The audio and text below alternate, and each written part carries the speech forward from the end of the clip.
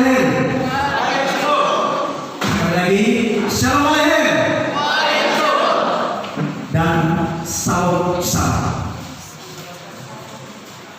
Sahabat Salam, saudara bisa menjawabnya. Salam sahabat. Ya. Bapak Ibu saudara-saudara yang terkasih di dalam Tuhan Yesus Masia, ini adalah perayaan yang terakhir dalam 7 hari raya yang diperintahkan oleh Bapak Ibu bagi kita, yaitu hari raya Pondok Daun atau yang kita kenal selama ini Sukkot atau Tabernakel. Jadi hari raya Pondok Daun atau hari raya Tabernakel atau hari raya Sukkot yang kita rayakan tepat pada tanggal 15 Tisri di tahun ini adalah tahun 5781, berarti umur bumi sudah tua, ya. Saudara sekasih dalam Tuhan Yesus Masia, kita sudah melewati 3 hari raya akhir ujian akhir, yaitu hari raya Rosh Hashanah atau hari raya Penyembahan Akhiri, kemudian kita masuk pada hari raya Yom Kippur, hari raya perdamaian, dan sekarang hari raya Pondok Daun. Nah, 3 hari raya ini semuanya berhubungan, ada hubungannya saudara. Nah, kalau kita belajar Yom Kippur, sebenarnya itu juga berhubungan dengan Rosh Hashanah. Kenapa? Sebab Yom Kippur adalah hari perdamaian di mana Bapak Yahweh mendamaikan kita. Bagaimana kita berdamai dengan Bapak Yahweh dan kita berdamai dengan sesama. Dan setiap orang yang tidak didapati keamanan dalam kitab kehidupan, artinya bahwa orang-orang yang menolak Yesus tidak berdamai dengan Bapak Yahweh, tidak akan masuk dalam masa pengangkatan. Saudara, Rosh Hashanah adalah Penyembahan Akhiri. Itu berbicara tentang Tuhan yang menciptakan langit dan bumi, Yahweh Sebaot, Yahweh semesta alam yang menjadikan alam semesta ini. Tetapi Penyembahan Akhiri juga berbicara tentang bagaimana umat Tuhan dipersiapkan ketika mendengarkan suara diri untuk bersiap-siap menanti mempelai pria datang, menjemput kita sebagai mempelai wanita. Nah, hari ini kita belajar juga bagaimana Tuhan hadir berdiam di tengah umatnya. Saudara yang terkasih, mari kita membaca sama-sama firman Tuhan dalam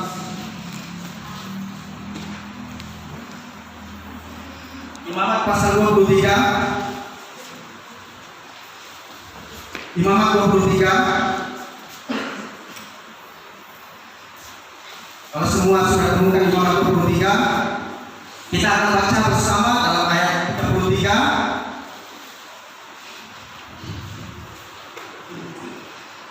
sampai ayat yang ke-44.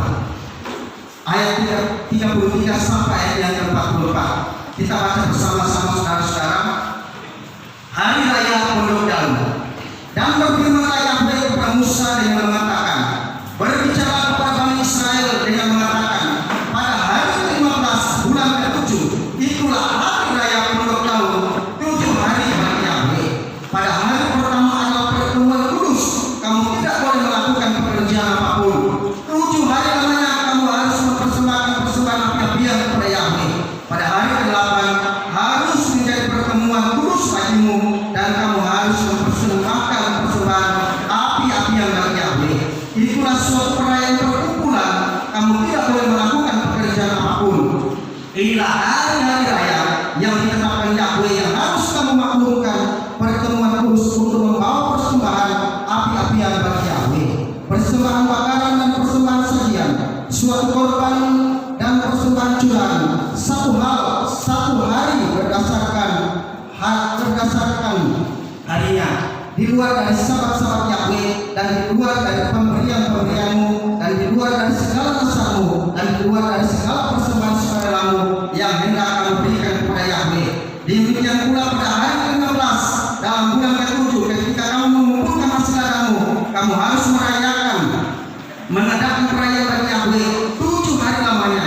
Pada hari pertama adalah sabat perhentian, dan pada hari ke-8 adalah sabat perhentian juga.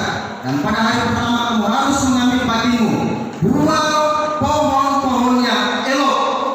Sekali lagi, 2 pohon-pohon yang elok, belerpak pohon-pohon palen, ranting pohon-pohon yang rimbun, dan ilalang dari aliran-aliran sungai. Dan kamu harus bersukacita di hadapan Yahweh Elohimmu 7 hari lamanya, dan kamu harus merayakannya bagi Yahweh 7 hari lamanya dalam 1 tahun.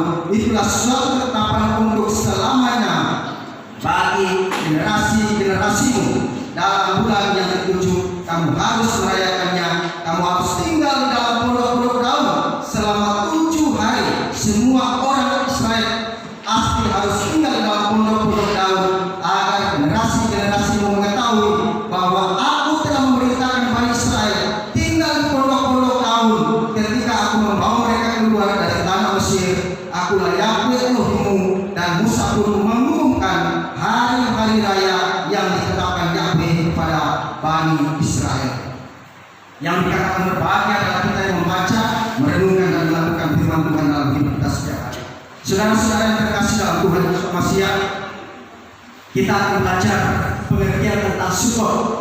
Sebelum saya masuk lebih jauh lagi tentang apa hubungan Sukkot dengan kehidupan kita, dan mengapa kita orang-orang Goyim, orang-orang non Yahudi juga ikut merayakan Sukkot, saudara-saudara. Nah, sebelum saya lebih lanjut lagi, mari kita akan bersama-sama membaca pengertian tentang Sukkot supaya Bapak Ibu saudara-saudara dapat memahami ya, mengapa kita merayakan Sukkot. Ada apa dengan Sukkot? Mengapa orang Kristen juga ikut merayakan Sukkot? Kemarin beberapa hari yang lalu saya posting Yom Kippur, lalu tiba-tiba ada teman Facebook ya, ternyata dia seorang boleh dikata penghujat besar ya, pakai ya kirim fatwa ya, MUI situ ya, katakan kalau Anda orang Indonesia jangan berusaha dari orang Yahudi. Ini menguras aura positif saya ya, blokir saya seperti itu, menguras ya. Ya, saudara, mari kita bersama-sama melihat pengertian Sukkot. Bisa baca? Ini pengertian Sukkot, saudara. Ya, pada hari raya inilah bertepatan dengan kelahiran. Ada yang bilang kecil sekali.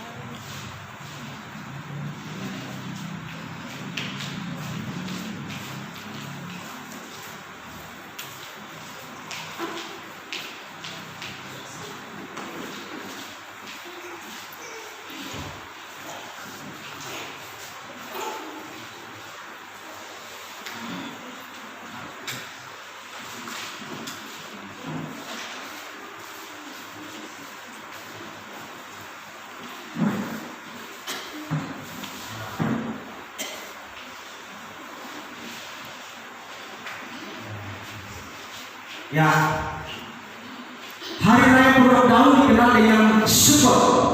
Nah, itu saudara bisa baca. Hari raya Pondok Daun dikenal dengan Sukkot yang jatuh pada hari 15 bulan Tisri. Nah, ini tanggal 15 bulan Tisri. Ya, sekarang ini tanggal 15 bulan Tisri dalam kalender Yahudi, yaitu bulan September atau Oktober.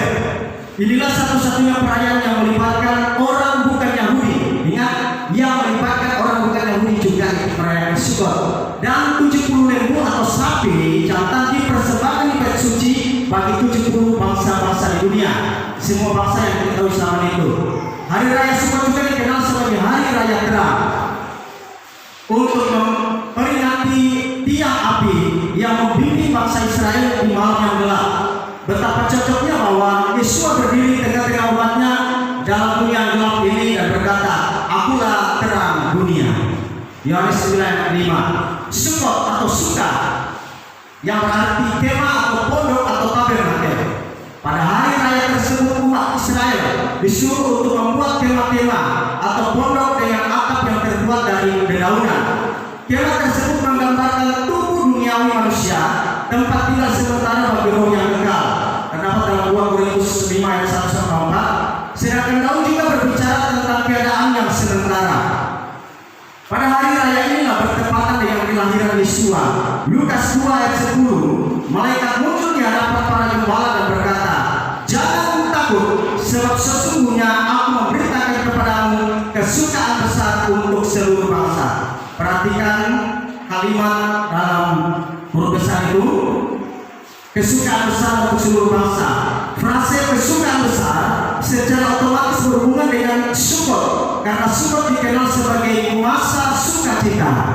Demikian juga frase untuk seluruh bangsa akan mengingatkan para pendengar Yahudi bahwa Sukkot juga dikenal sebagai hari raya bangsa-bangsa. Lukas 2 ayat 1. Pada waktu itu, waktu apa saudara-saudara? Inilah perayaan Sukkot yang merupakan momen yang tepat saat orang-orang Yahudi pada bulan mudik dipergunakan oleh pemerintah untuk melakukan sensus. Ya, jadi mereka melakukan sensus termasuk Yusuf bersama dengan Maria. Sungguh betapa sempurnanya Bapak Yahweh sehingga perayaan ini dipilih menjadi hari kelahiran putranya. Selama berabad-abad kelahiran Yesus dirayakan pada tanggal yang ditentukan oleh manusia. Nah, informasi berikut akan mengungkapkan kapan kelahiran Sang Mesias yang sesungguhnya, yaitu waktu yang ditentukan oleh Elohim sendiri. Next. Nah, ini dia. Pada zaman Herodes Raja Yudea, ada seorang imam yang bernama Zakaria, ayah dari Yohanes Pembaptis, dari kelompok Abia. Istrinya juga berasal dari keturunan Harun, namanya Elisabeth, berarti masih keturunan masih kelompok Abia. Lukas 1 ayat 5. Nah, pada suatu kali waktu tiba giliran kelompoknya, Zakaria melakukan tugas keimaman di hadapan Yahweh. Lukas 1 ayat 8. Keturunan Harun telah ditetapkan Tuhan untuk menjadi imam bagi bangsa Israel. Ada 24 kelompok dalam keluarga besar keturunan Harun, dan Abia adalah salah satu di antaranya, yakni kelompok ke-8. Jadi Zakaria juga termasuk kelompok ke-8 dalam imam-imam keturunan Harun. Ya. Setiap kelompok diperintahkan untuk melaksanakan tugasnya sebagai imam selama 7 hari dari Sabat hingga Sabat berikutnya.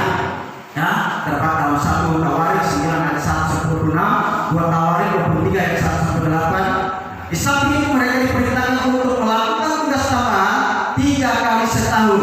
Nah, kita perhatikan ayat ini.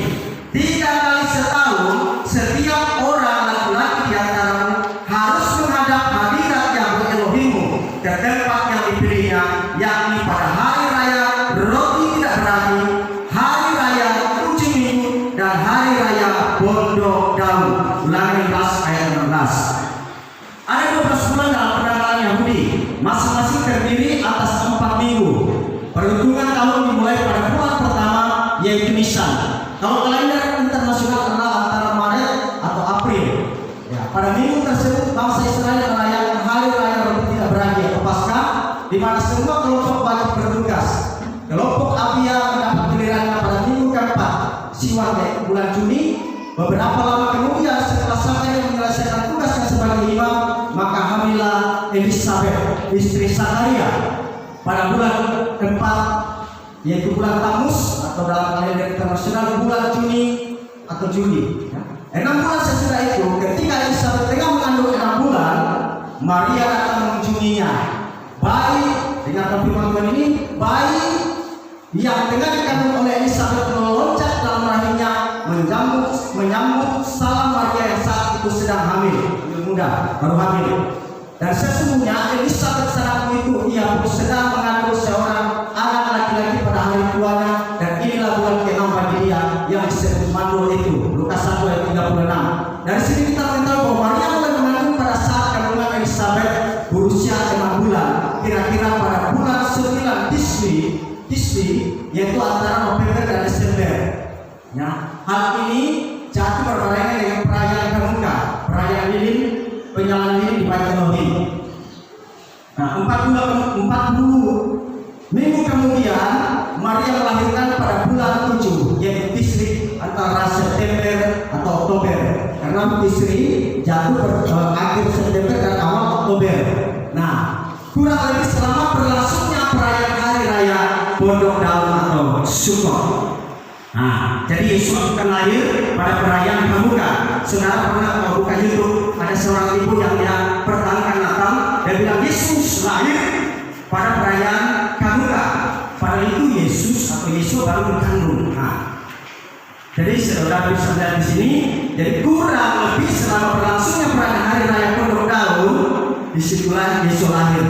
Nah, kalau ibu-ibu hamil secara umumnya, secara normalnya berapa Desember, saudara. Dari Desember coba itu sampai September, coba itu bisa ibu-ibu. Desember, Januari, Februari, Maret, April, Mei, Juni, Juli, Agustus, September. 9 bulan atau cepat sekali. Itu secara yang normalnya. Perempuan mengandung selama 9 bulan lalu melahirkan. Nah, saudara lihat, ya, next. Nah, disinilah saudara yang saksi dalam Tuhan Yesus. Kalau orang Yahudi, orang Israel, dan 70 bangsa yang tahu saat itu merayakan Sukkot, mereka sedang memperingati bagaimana apa yang membawa bangsa Israel keluar dari tanah Mesir dan perbudakan. Mereka melewati berbagai tantangan di padang gurun. Tapi bagaimana Tuhan membimbing penuntun mereka melalui tiang api ketika mereka ada di pondok-pondok atau suka. Nah, suka itu tunggal. Kalau Sukkot itu jamak, artinya kemah-kemah atau tenda-tenda. Ya, mereka berada di Sukkot, di suka dan tiang api untuk menerangi malam hari mereka. Sungguh luar biasa, saudara-saudara. Disitulah diingatkan Tuhan supaya bangsa Israel, umat Israel untuk merayakan hari raya Pulau Daud.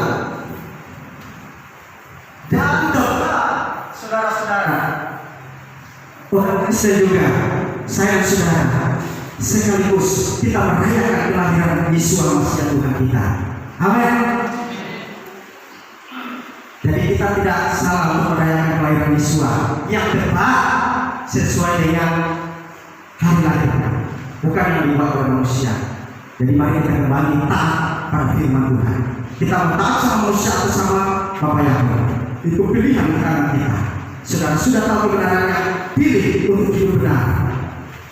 Nah, saudara yang saya kasih dalam Tuhan Yesus, kalau kita belajar baik, ya, firman Tuhan ini perayaan Sukkot ini, saudara lihat ada pondok, ada buah-buah. Selama ini biasa orang buat pondok-pondok di mana? Di pinggir jalan, toh? Lalu yang masuk ke dalam orang babu. Itulah aneh, lucu, ya. Merayakan kelahiran Yesus, tapi yang ada di dalam bukan Yesua. Demikian juga dalam hidup kita. Nah, saudara yang saya kasih dalam Tuhan, apa hubungan Sukkot dengan kelahiran Yesua? Nah, pada saat perayaan Sukkot, saudara-saudara yang saya kasih dalam Tuhan Yesua, di sini mereka sedang memperingati, ya, sedang memperingati bagaimana Bapa Yahweh benar-benar hadir di tengah-tengah umat Israel. Ya, selama mereka berada di padang gurun, leluhur Israel membuat kemah atau Sukkot, ya, dan kemudian Bapa Yahweh itu Shekinah. Next, Shekinah. Ini bahasa Ibrani. Ada yang kasih nama anaknya Shekinah. Shekinah artinya kemuliaan atau glory. Jadi Shekinah Yahweh hadir dan tinggal dalam kemah-kemah suci dalam pondok-pondok orang Yahudi. Dan juga Shekinah Yahweh tinggal di dalam tabernakel. Tabernakel itu sama dengan Sukkot, ya, itu pondok atau kemah. Nah, kita baca sedikit, ya. Kemah atau Sukkot yang berarti, ya, Sukkot itu jamak, artinya banyak, ya. Sukkot itu pondok-pondok atau kemah-kemah atau tenda-tenda, sedangkan suka itu tunggal. Jadi ini suka, ya. Sekarang kita merayakan Sukkot, di depan kita ada suka. Jadi tidak usah terlalu lagi sepertinya. Tadi pagi saya kasih masuk di grup. Saudara-saudara yang mau bawa apa buah-buah silakan untuk ditaruh di suka. Bukan maksudnya suka-sukamu, tapi suka ini, ya, yang saya maksud ini, ya. Ini supaya mengerti, ya. Inilah suka pondok. Ini pondok kecil. Lain kali kita bisa bikin pondok besar, duduk di dalam, makan di dalam, ya. Kayak orang Israel. Nah, dan kemudian Bapa yang mulia itu Shekinah tinggal dalam kemah suci atau tabernakel. Tabernakel dalam bahasa Ibrani adalah miskan, yang dalam bahasa Yunani disebut skylo. Skylo yang berarti bertempat tinggal atau mendiami atau berkemah. Nah, saudara, mari kita membaca dalam Yohanes 1 ayat 14. Apa yang dikatakan di sana? Saudara-saudara, ini sebagai terjemahan TPH dikatakan, firman itu telah menjadi manusia dan diam di antara kita, dan kita telah melihat kemuliaannya, yaitu kemuliaan yang diberikan kepadanya sebagai anak tunggal Bapa, penuh kasih karunia dan kebenaran. Saudara-saudara, perhatikan kata diam. Perhatikan kata diam, saudara-saudara. Mic-nya. Saudara bisa perhatikan di situ ada kata diam. Ya. Sepintas ayat ini hanya memberikan informasi kepada kita mengenai hakikat Yesus Masiah sebagai sang firman Bapa Yahweh. Dikatakan firman kita menjadi manusia. Sepintas kita lihat bagaimana hakikat Yesus Masiah yang dikatakan sebagai firman Bapa Yahweh, sebagai firman Elohim. Namun saudara-saudara, mari kita perhatikan satu kata dalam ayat 14, yaitu kata yang diterjemahkan dengan berdiam. Kata berdiam dalam bahasa Yunani disebut skylo. Saya tidak ajak jadi orang Yunani ya. Skylo dalam terjemahan Ibrani modern disebut yiskon. Yiskon yang artinya membentangkan kemah atau berkemah. Nah, dan ini kata diam di situ dalam bahasa Ibrani yaitu yiskon. Yiskon memiliki arti yaitu berkemah. Haleluya. Jadi saudara-saudara, berdasarkan kajian kata di atas, ya, maka Yohanes 1 ayat 14 berbunyi seperti ini, atau dapat dibaca begini: firman itu telah menjadi manusia dan berkemah atau yiskon di antara kita, dan kita telah melihat kemuliaannya atau sekinahnya. Haleluya. Ada amin. Saudara yang sekasih dalam Tuhan Yesus Masiah, satu hal yang luar biasa, bahwa Tuhan Yesus hadir pada perayaan Sukkot. Sekinah Yahweh hadir di tabernakel, hadir dalam pondok, hadir di kemah-kemah orang Israel. Sekinahnya. Dan apa artinya ini, saudara-saudara? Yohanes, penulis Injil Yohanes, ingin memberikan pesan tersembunyi bahwa Yesus Sang Mesias lahir pada saat perayaan Sukkot, yaitu perayaan kemah pondok atau tabernakel, yang bukan hanya berbicara mengenai kemah suci dan wujud tiang awan dan tiang api di tengah-tengah perkemahan leluhur Israel. Namun perayaan ini bahwa sekinah kemuliaan Bapa Yahweh hadir di tengah-tengah umat manusia melalui sang firman yang menjadi manusia, yaitu Yesus Masiah. Amin. Sekinah Bapa Yahweh, kemuliaan Bapa Yahweh hadir melalui sang firman, yaitu Yesus Masiah. Saudara-saudara, harapan saya, biarlah sekinah Bapa Yahweh, biarlah kemuliaan Bapa Yahweh hadir dan berkemah di hati kita. Amin.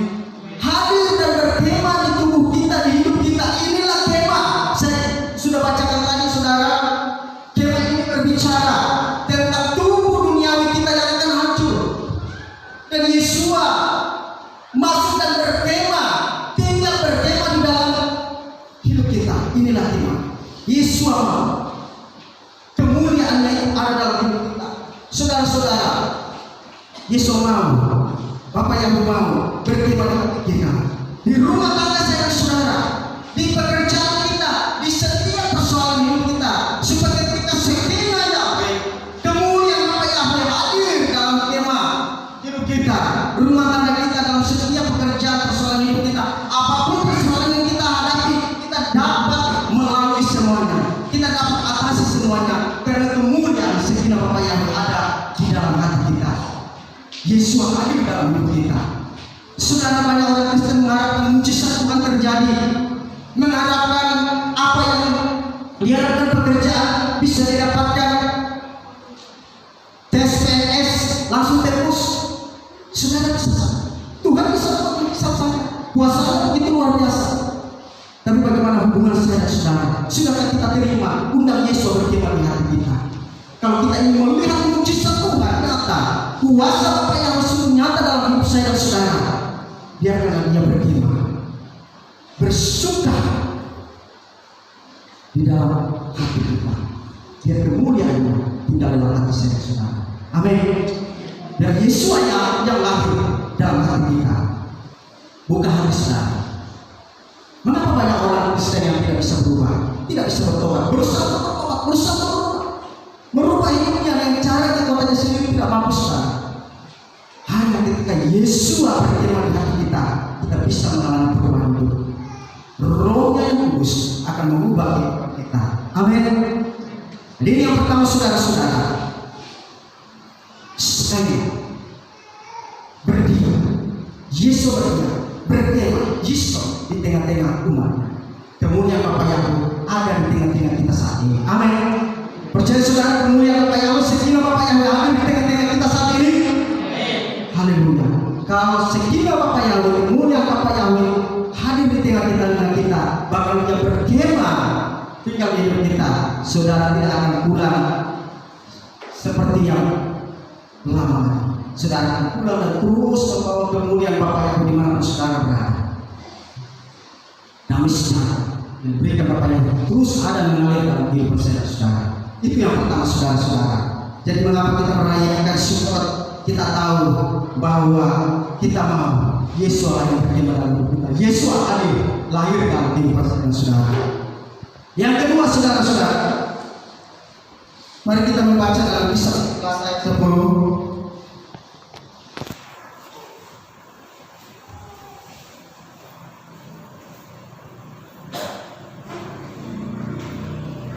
Kisah 11 ayatnya yang 10 sampai ayat yang 11.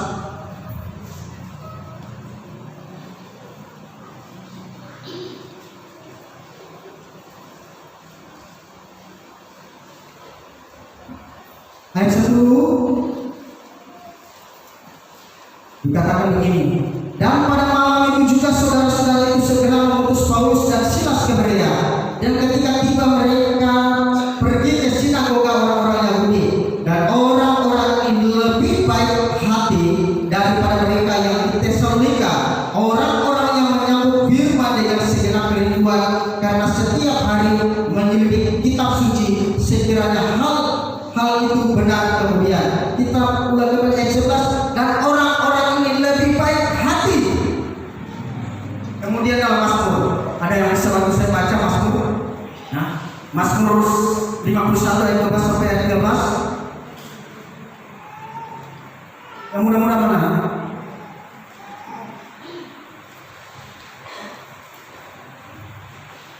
Belum ada. Mazmur 51 ayat 12 berkata begini, ya Elohim, ciptakanlah bagiku hati yang bersih, dan bahuruilah dalam diriku roh yang diteguhkan. Amin. Saudara yang saya kasih dalam Tuhan Yesus, dari dua ayat ini kita akan belajar tentang hati yang elok atau hati yang cantik. Dalam perayaan Sukot saudara-saudara, saya mau kita perlihatkan tayangan video bagaimana orang Yahudi merayakan Sukot. Buah etok tidak pernah lepas dari perayaan Sukot.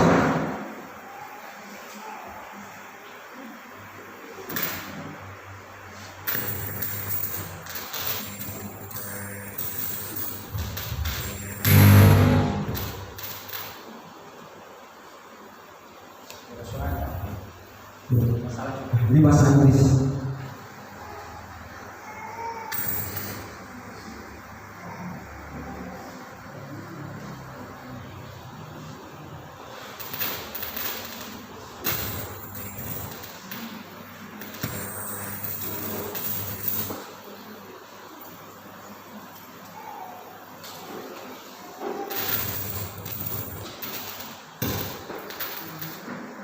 Sukot, yang pandai-pandai bahasa Inggris bisa bantu saya baca, ya, tidak pandai bahasa Inggris. Sukot apa? Fish of, ya, artinya apa? Ya, ada damai. Apa artinya itu? Ada damai di pondok, ya, seperti itu.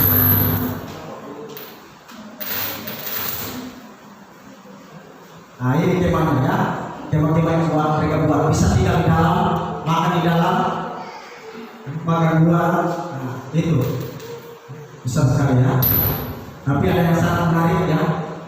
Mereka sementara menyembah pegang daun palem, daun kurma dan etrog. Berbaca Torah.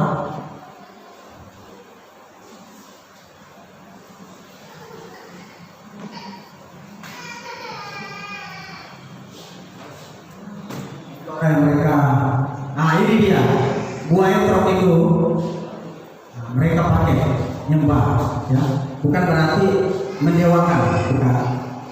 Tapi apa arti dari buah etrog, saudara? Sampai mereka pun menangis ya. Sampai di situ. Nah, jadi saudara yang saya kasihi, dalam perayaan Sukkot umat Israel tidak bisa lepas dari buah etrog. Ya. Buah etrog mereka peranan penting dalam hari raya Sukkot. Perintah Torah dalam Keluaran 23 ayat 40 adalah untuk Sukkot. Seorang Yahudi harus mengambil buah-buah dari pohon-pohon yang elok, berbacaan kata tadi saya tekankan, dari buah pohon yang elok. Nah, saudara yang saya kasih, kata elok dalam bahasa Ibrani-nya adalah dari Etz Hadad.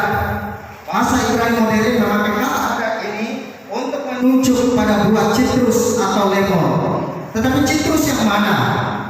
Pertama-tama kata hadad berarti juga elok atau cantik.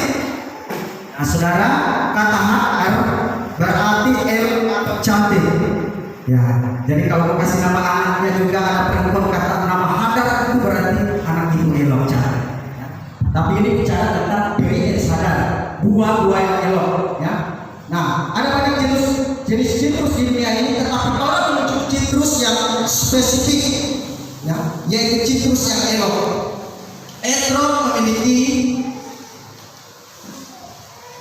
penampilan luar yang berbeda sendiri. Permukaannya berlekuk-lekuk, semakin banyak dan dalam lekukannya semakin elok atau cantik dan semakin mahal. Saudara, di Indonesia belum ada buah etrog, kecuali dikirim dari Israel. Yang ada cuma lemon, tidak ada lemon, ada cuma lemon. Etrog luar biasanya, saudara pernah simpan lemon di meja 1 minggu, 2 minggu busuk tidak? Bukan di kulkas, di atas meja. Pasti busuk kan? Kalau sudah 2 minggu di atas meja, pasti busuk. Etrog mau 2 minggu, 2 bulan, 2 tahun tidak busuk, hanya mengering.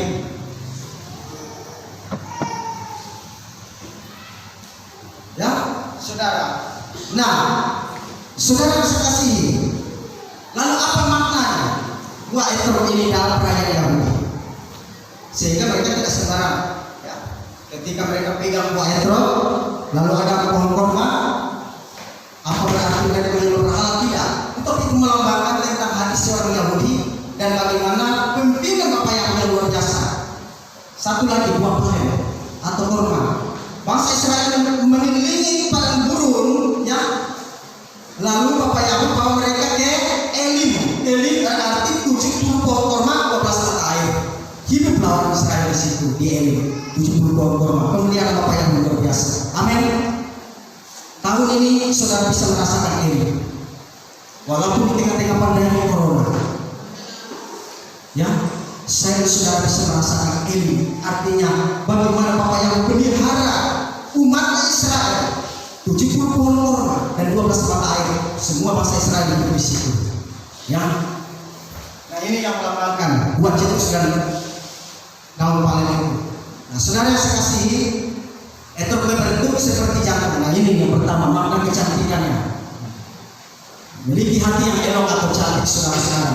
Next.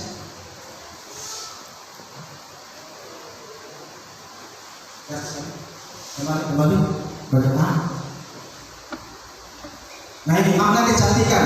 Sebuah etrog berbentuk seperti jantung atau hal yang melambangkan hati seorang Yahudi yang sadik. Selain cantik kelakuannya, seorang Yahudi yang sadik dituntut untuk memiliki hati yang cantik. Sebuah etrog juga mengeluarkan wangi yang menyenangkan dan memiliki rasa yang enak.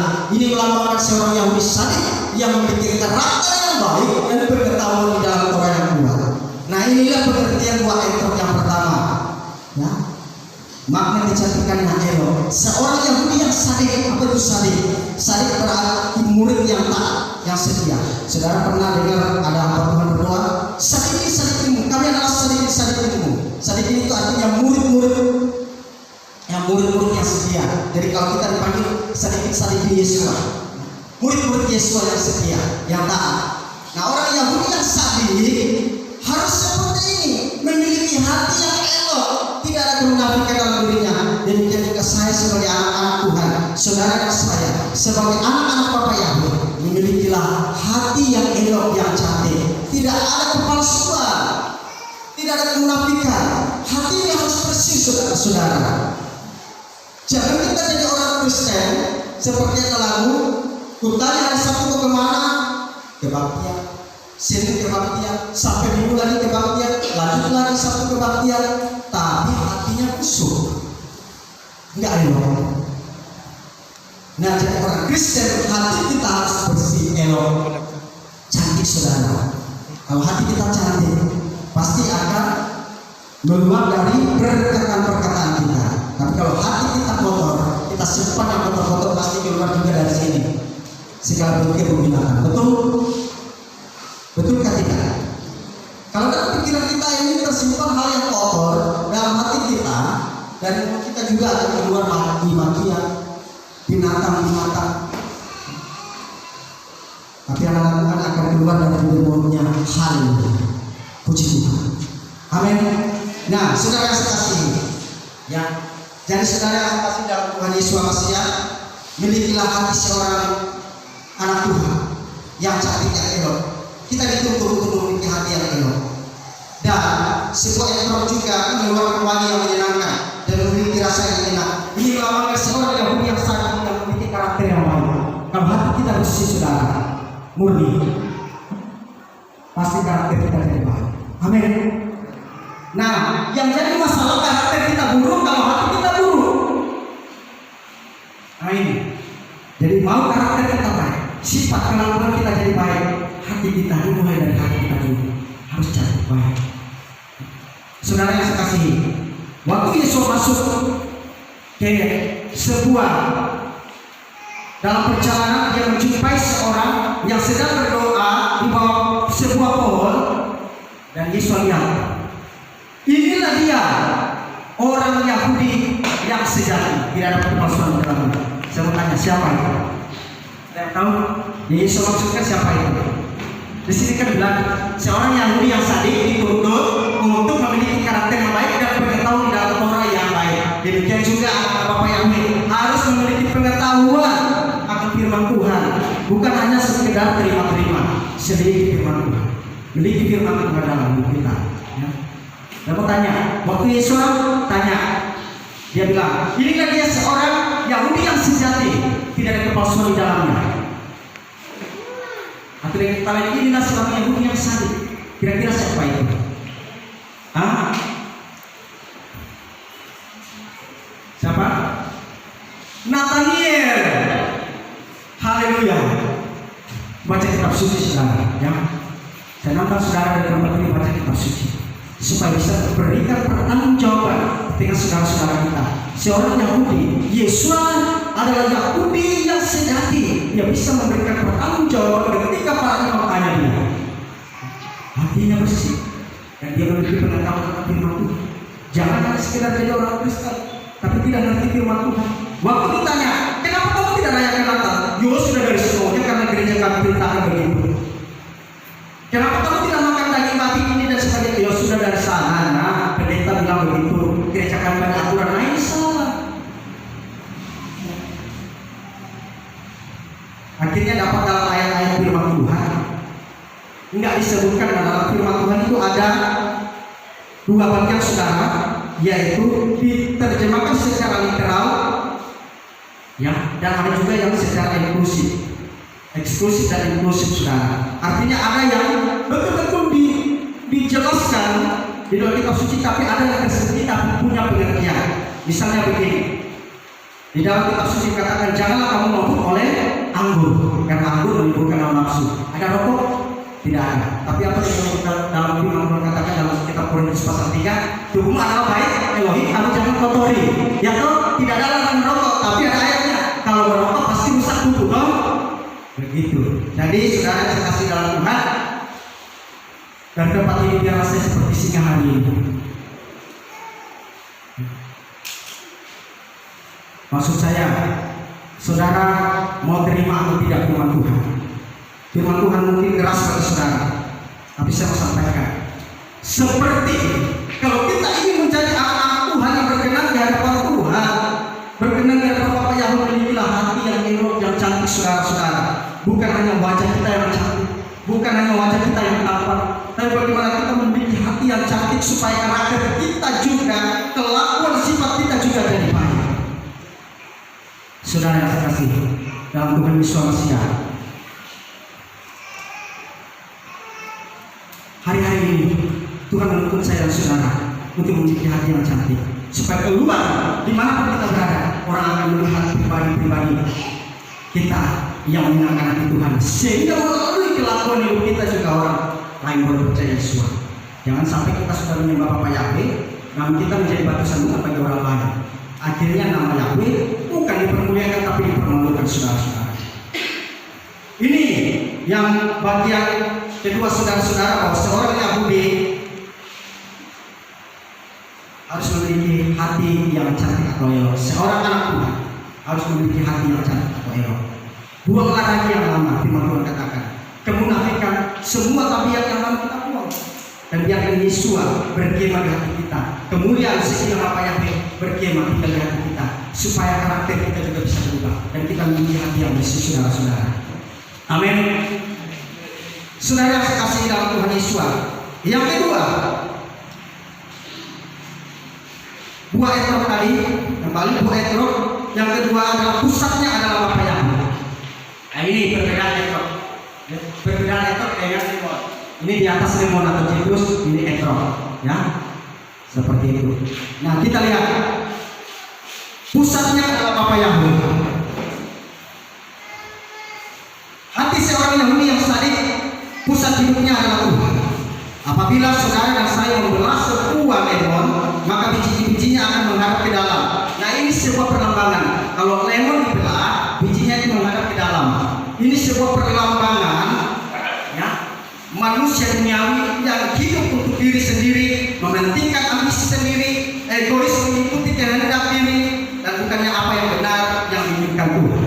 Inilah manusia duniawi yang hanya mementingkan diri sendiri, ambisinya sendiri, egois, dan memiliki ambisi untuk biar kehendaknya saja, bukan apa yang benar-benar yang Tuhan inginkan. Saudara, saya dan saudara, harapan saya supaya kita semua di sini kita memiliki hati yang lurus di hadapan Tuhan, bukan mengikuti ambisi kita, dan biar kehendak Tuhan yang menjadi dalam hidup kita, bukan kita yang paksakan kehendak kita, dan biar kehendak Bapa Yahweh yang terjadi dalam kehidupan saya dan saudara, ya. Dan selanjutnya, tetapi apabila saya dan saudara membelah sebuah etrog, biji-bijinya menghadap ke langit, sebuah perlambangan seorang Yahudi sadik yang pusat hidupnya adalah Tuhan, mementingkan apa yang dimaksud oleh Tuhan dan tidak memaksakan waktunya, mementingkan kemurnian pekerjaan dan bukan ambisi pribadi. Nah, ya, sebuah buah etrog perlambangannya, kalau dibelah buah etrog, biji-bijinya itu menghadap ke atas, ya, itu melambangkan apa? Pusat hidupnya adalah Tuhan. Saudara, apa kita menggantungkan hidup kita sama siapa, saudara? Harta, kekayaan, apa Tuhan? Sekaya-kayanya orang, dia akan tinggalkan rumah yang lama, tubuh yang lama, rumah yang lama. Betul? Mau kaya seberapa pun kita akan tinggalkan, saudara. Saudara tahu produser film Adi Soraya? Itu produser film yang terkaya di Indonesia, Soraya itu. Coba dia bayar tagihan rekening listrik itu 500.000 per bulan. 500 juta per bulan, bukan 500.000, 500 juta per bulan. Baru rekening listrik, bukan, belum makan minumnya, baru rekening listrik, saudara. Coba bayangkan, siapa yang bisa bayar? Saya saja belum tentu 1 bulan 1 juta pemakaian rekening listrik. Ya toh, ini 500 juta per bulan rekening listrik. Orang kaya rumah berlipat-lipat, maksudnya berapa kali berapa kalau mati bawa apa? Tidak. Ya, hancur lima manusia. Ya toh? Nah saudara, jangan andalkan hidup kita pada harta benda, kekayaan, apapun itu. Memang kita perlu semua. Tapi andalkan Tuhan. Jadikan Tuhan Bapak Yahweh pusat hidup saya dan saudara. Amin. Jadikan Bapak Yahweh menjadi pusat hidup kita, sentral hidup kita, saudara-saudara. Ya. Sehingga hati kita yang selalu cantik, elok. Ya. Kita tidak jadi orang Kristen yang menimbulkan kerikil-kerikil tajam dalam diri kita sehingga musuh orang lain, atau kita tidak menghasilkan pohon yang tidak menghasilkan buah, tapi menghasilkan duri. Bayangkan saudara, kalau pohon yang hanya menghasilkan duri hanya tahu musuh. Jangan seperti itu. Jadilah anak-anak Tuhan yang menghasilkan buah-buah yang dapat dinikmati oleh orang lain. Kita rajin ke gereja mungkin, dengar pendeta khotbah, pastor khotbah luar biasa, tapi keluar sana sudah lain. Meriang sedikit, pendeta bisa datang doakan saya. Pendeta bisa doakan. Tapi suruh memberi untuk pekerjaan Tuhan. Nah ini, kalau pusat kita bukan untuk Tuhan. Saya kasih lihat satu lagu rohani, kedengarannya agak lucu, tapi saya juga termotivasi dan tertantang dengan lagu ini. Saya sendiri ditegur. Bisa putar lagu? Tapi ada saudara Tuhan tidak? Kristen katakan.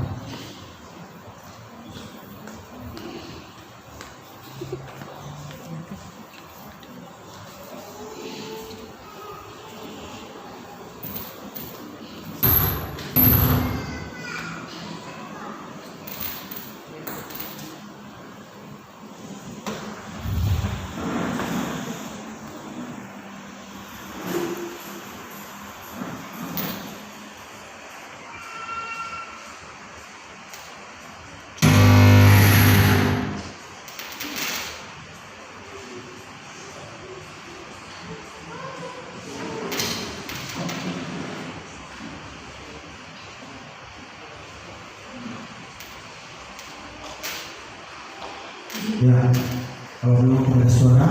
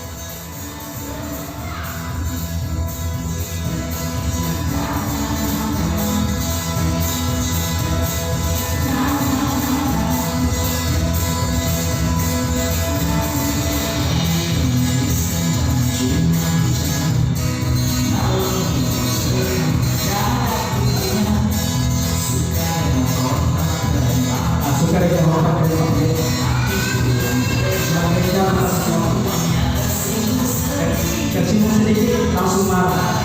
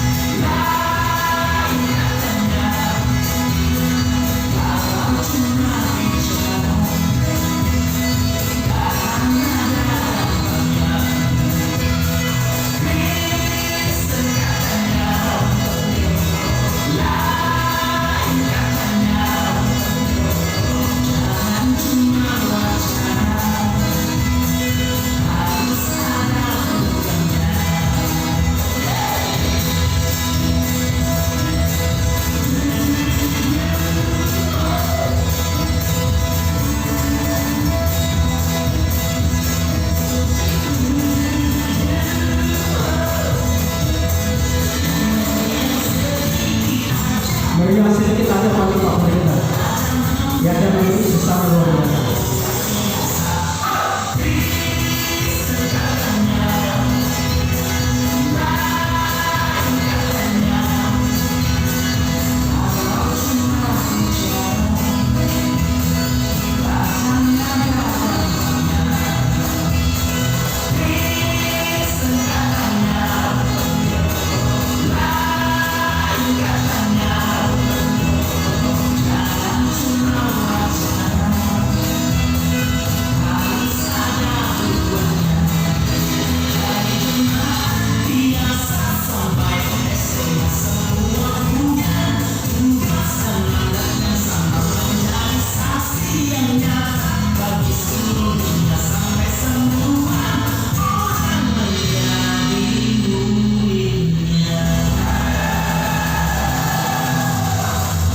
Kristen katanya, nah lihat dia kelakuan dari gereja seperti ini.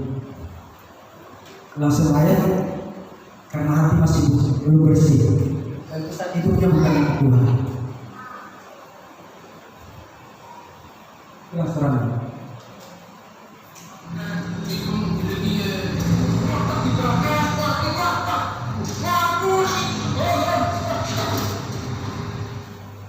Haleluya. Jadi saudara yang saya kasih dalam Tuhan Yesus, dari cuplikan lagu ini saya sangat juga sebagai anak Bapak yang bagaimana kelakuan kita di gereja, di tempat ibadah, dan di rumah di tempat lain. Kalau hati kita bersih di gereja di tempat ini, maka seharusnya juga di tempat-tempat lain, di rumah kita, di rumah tangga kita, bahkan di lingkungan kita, supaya kita berdampak ya, yang manis. Hati kita kalau elok, pasti saudara orang akan melihat. Bahkan tanpa bicara pun juga orang akan percaya kepada Tuhan Yesus. Haleluya saudara-saudara. Jadi ini bagian yang kedua. Ada yang pertama saudara, saya mengatakan bahwa Yesus hadir dan berdiam di tengah-tengah umatnya. Dan dia mengatakan, biarkanlah saya masuk dan berkemah di hatimu, di rumah tanggamu, di setiap pekerjaan persoalan hidupmu. Biarkan kemuliaan Bapa yang hadir dalam kehidupan saudara-saudara. Dan selanjutnya memiliki hati yang cantik yang elok, dan jadikan Tuhan Bapa yang menjadi pusat hidup saya dan saudara-saudara. Amin. Dan saudara-saudara, Sikot juga berbicara tentang tabernakel atau tubuh, tempat tubuh kita, dan juga berbicara tempat tinggal kita untuk selama-lamanya. Mari kita baca bagian yang terakhir saudara. Sebelum saya lanjut, tadi ada pembacaan firman Tuhan di dalam ya Kisah Rasul pasal 17. Saudara tahu di situ ada jemaat Berea, hatinya sangat baik. Kenapa? Seperti tadi seorang Said, ya, dia belajar Taurat sungguh-sungguh, menyelidiki firman Tuhan sungguh-sungguh. Jemaat Berea, karena setiap hari menyelidiki firman Tuhan, apakah benar adanya, sehingga mereka menjadi lebih baik. Hatinya baik. Kalau mau hati saya dan saudara baik, baca dan renungkan senantiasa firman Tuhan. Inilah pelajaran yang terpenting yang akan mengubah kehidupan saya dan saudara. Amin. Firman yang hidup Yesus Manusia datang menjadi manusia, berhiskon di antara kita, dan dalam firman yang tertulis ini selalu ada dalam hati kita. Baca setiap hari, saudara, supaya hidup kita juga berubah memiliki hati yang elok dan cantik. Selanjutnya saudara-saudara, dalam perayaan Sukot ini kita akan belajar saudara-saudara akan hal yang terpenting yang luar biasa. Mari kita membaca di dalam 2 Korintus 5. Di sini sudah ada. Sebab kami tahu bahwa manakala rumah tabernakel duniawi kita ini dibongkar, kita mempunyai suatu bangunan dari Elohim, yaitu sebuah rumah yang kekal di surga, yang tidak dibuat oleh tangan manusia. 2 Korintus 5 ayat 1. Kembali kali, ya seperti ini. Ya, itu sebenarnya ayatnya sama, tapi terjemahannya ada 3 versi. Yang satu versi YLT, yang dibuat versi TBE. Karena kami tahu bahwa jika kemah tempat kediaman kita di bumi ini dibongkar, Elohim telah menyediakan suatu tempat kediaman di surga bagi kita, suatu tempat kediaman Itu masih sama ayatnya dalam terjemahan baru. Kemudian dikatakan dalam terjemahan sederhana Indonesia begini, saya berkata seperti itu karena kita tahu bahwa tubuh duniawi kita seperti tenda yang dipakai untuk sementara saja lalu binasa. Tetapi ketika hal itu terjadi, Elohim sudah menyediakan tubuh surgawi bagi kita, yaitu tubuh seperti rumah yang tidak dibangun oleh manusia dan yang tetap ada sampai selama-lamanya. Saudara-saudara, yang ketiga, kita akan menerima kemah atau tabernakel yang baru. Tabernakel di dunia, yaitu tubuh kita. Kemah ini akan dibongkar. Akan dibongkar oleh apa, saudara? Kalau saudara dan saya meninggal, dimasukkan ke mana? Ke liang kubur, ya? Terbongkar di sana, habis, hancur, lebur bersama dengan tanah. Kalau orang India dibakar, hancur. Tapi kita akan menerima tubuh yang baru, kemah yang baru, di mana saudara? Bisa main. Nah, dari ayat-ayat ini, satu ayat tapi beberapa terjemahan, saya mengambil dua kesimpulan. Saya mengambil kesimpulan dua hal, yaitu kita akan menerima tubuh yang baru dan juga rumah yang baru. Amin. Saudara yang saya kasih dalam Tuhan, kalau ada Yesua berkemah sudah tinggal dalam kehidupan saudara, tidak perlu takut. Sebab apa? Dia menjauh keselamatan. Setiap orang yang percaya dan menerima Yesus sebagai Tuhan dan Juru Selamatnya dalam Yohanes 1 ayat 14 tadi dan juga ayat 12, setiap orang yang menerima Yesus diberikan hak menjadi anak-anak Elohim. Amin. Dan keselamatan tidak ada di dalam siapapun juga. Bisa langsung 12. Tidak ada di dalam siapapun juga selain di dalam Yesus. Jadi kalau Yesus sudah di hati kita, tidak perlu lalu. Tempat saya ke saudara sudah disediakan. Rumah saya ke saudara sudah disediakan. Rumah kita di dunia ada dibongkar. Seberapapun besarnya rumah kita, ya. Saya dan istri ada tambah sedikit dapur. Saya bayangkan seberapa besar kalau rumah ini tiba-tiba Tuhan datang hancur sudah habis. Ya, mukanya seperti mana juga akan dibongkar hancur dengan usia. Kita tidak akan bawa, ya saudara. Tapi kita akan menerima rumah yang baru di surga di sana ini. Di sana apa? Kalau saudara baca di dalam kitab Wahyu, rumah tempat kediaman kita yang Tuhan sudah sediakan itu bukan seperti ini. Ini tidak apa-apa. Kita akan menginjak-injak emas, rumah dari emas, kemuliaan terus bersinar. Itu yang pertama, saudara.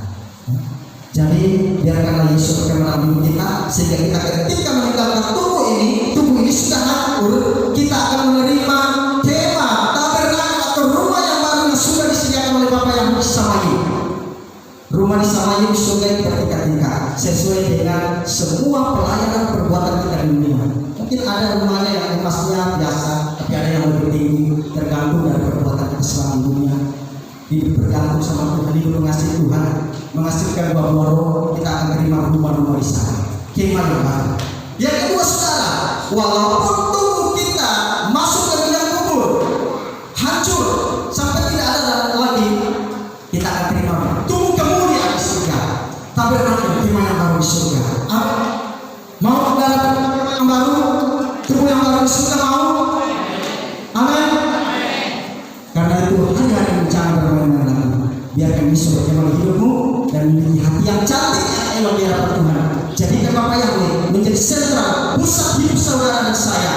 Maka pada akhirnya ketika kita meninggalkan dunia ini untuk selamanya, kita akan terima kemah atau tabernakel yang baru di sana.